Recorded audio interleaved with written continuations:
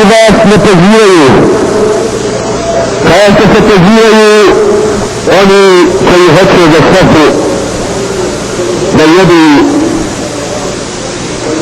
sa svih strana. Vele ashabi, Allahov poslaniče, hoćemo li mi biti tada malobrojni? Jer Allahova poslanika riječi su istina. U istini će se ummeti na nas pozivati bez nikakva uzroka. A Božji poslaniče kad se ljudi pozivali, hoćemo li mi biti malobrojni? Kaže, nećete. Bićete mnoštvo. Ali ćete biti mulj kao mulj potoka. Allah Đelešanuhu će istrgnuti iz prsa vaša.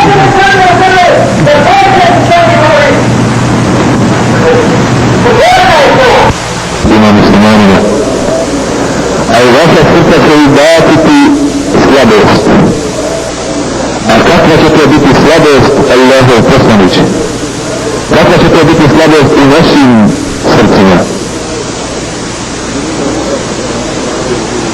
Ljubav prema dunjaluku, a mržnja prema smrti. A osobina ashaba Božjeg poslanika sallallahu alaihi wa sallam, osobina koja je bila i u Tevratu, jeste da će ići smrt kao što ide voda sa brda i podnožje provalije. Osobina ashaba Muhammeda sallallahu alaihi wa sallam, zapisana i zabilježena u Tevratu, jeste da će ići smrt tako je brzo kao što ide voda sa vrha brda i svoje podnožje. Takva je osobina onih koji će pomagati Allahu i Đelešanuhu u vjeru. A osobina onih koji kada vidi mnoštvo i najbrojnija nacija i ummet na svijetu, ali neće ništa, nego će se igrati redovi krave i redovi majmuna i redovi muzike i redovi strasti. Igrati se time, umjesto ne pozivati jedni na druge. Zato što ovi neće razviraju smrt. Zašto? Zato što nema imana, što ne vjeruju da im samo čeka džennet, što ne vjeruju da na tom putu šehadet, što ne vjeruju da tamo će svak doći, što ne vjeruju da je tamo Rasul sallallahu alaihi wa sallam i njegovi ashabi, što ne vjeruju da će na tom putu sjesti njih. Nego sumnja i sve to. Pa da onaj ko sumnja i ko nema akidu, da da on pomogne Allah u vjeru, da da vole Allah Đelešanuhu pomogne. In tansuru Allaha yansurkum, a yusabbit aqdamakum. Ako Allah Đelešanuhu pomognete, Allah će pomoći vas. A pomaganje Allaha Đelešanuhu jeste borba za njegovu vjeru. Jeste borba da la ilaha illa Allah Muhammadur Rasulullah proslavi od istoka do zapada. I da se žive visoko, i da svih sistema, i da svih ustava, i da svih parlamenata, i da svih država, i da svih govorija, i da svih vjera. La ilaha illa Allah Muhammadur Rasulullah. Ta vjera i ta akira koju su podijeli ashabi Rasula sallallahu alaihi wa sallam. Ta vjera i ta objeđenje, ta jetin i ta i tekul.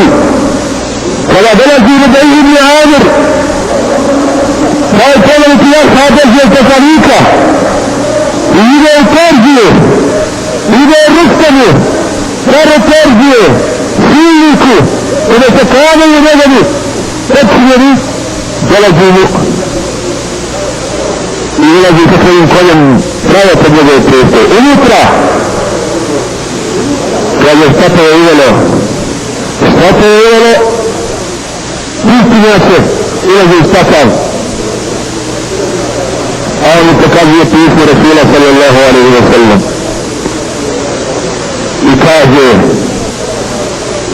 ne bojim se što će pred carem sada glavu izgubiti.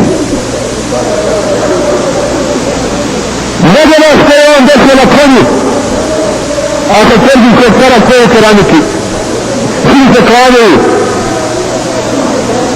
odnosi iman u Allaha Đelešanu.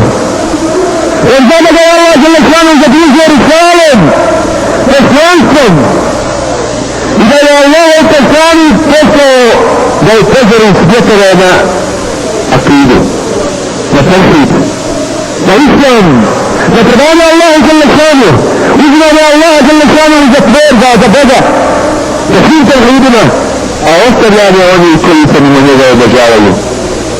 Pa kaže Rubej ibn Amir radijallahu anhu, dolazimo ti od poslanika koji nas je nakon su bili u planama džahilijeta izveo na svjetlo. Dolazimo sa davom koja izvodi ljude iz rodovanja ljudima u rodovanje gospodaru ljudi. Iz gospode dinalika u prostranstvo i širinu dinalika i ahireta. Jeste. Današnji ummet ne smije da gine. Današnji ummet predaje narod ko narod, državu po državu, farz po farz, haram po haram, generaciju po generaciju, dok je generacija prva zbog jedne muslimanke koja je skinuta mahrama slala vojsku, zbog jedne muslimanke koja je zarobljena slala je halifa vojsku. I takvi su zapisali da ako je jedan musliman zarobljen, diže se svim muslimanima da ulože posljednji dinar za oslobođenje tog roda. A ako neće na taj način da ga oslobodi onaj koga je zarobio, diže se zadnjeg muslimana da bude vojnik za oslobođenje tog zarobljenog muslimana. Znate li, braćo, koliko je danas zarobljenih muslimana? Ili drugim riječima, znate li slobodnog muslimana? Ne ima ga, braćo. Ne ima ga.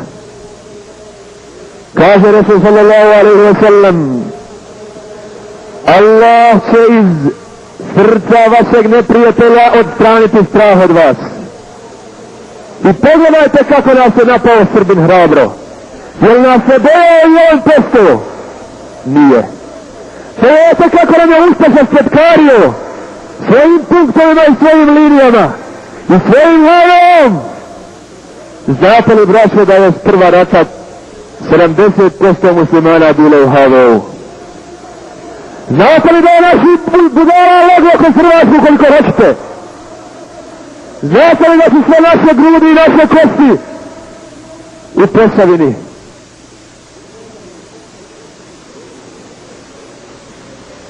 Doveli vas se sada. Wallahi, braćo, ne boje vas se ni dan danas. Nego su našli lakši način borbe protiv vas. Da vam kažem šta se odbilo neki dan priko žice. U našu vezi je ta ustaša koji je našao muđahida plemenitog i na svom mjestu, koji zna da ovaj kafir koji Allah ne zna ništa, pa da naš brat poziva i završavaju riječi: hajde, Bog te, Allah te čuvao. Ustaša traži načina da uđe u kontakt s tobom samo. Jer mu je najmrže kad Allahova vojska samo sablju drži između njih. Pa se boji takvog stanja, želi da čuje da si ti čovjek jer misli da se još daha. Hoće da porazgovara s tobom, da vidi da se i ti moraš okaniti svog islama, pa će onda on živjeti komotno. Pa se javlja na istu vezu kroz 2 minute i onog Allaha dželle šanu, kojeg mu je rekao brat na kraju neka te Allah čuva,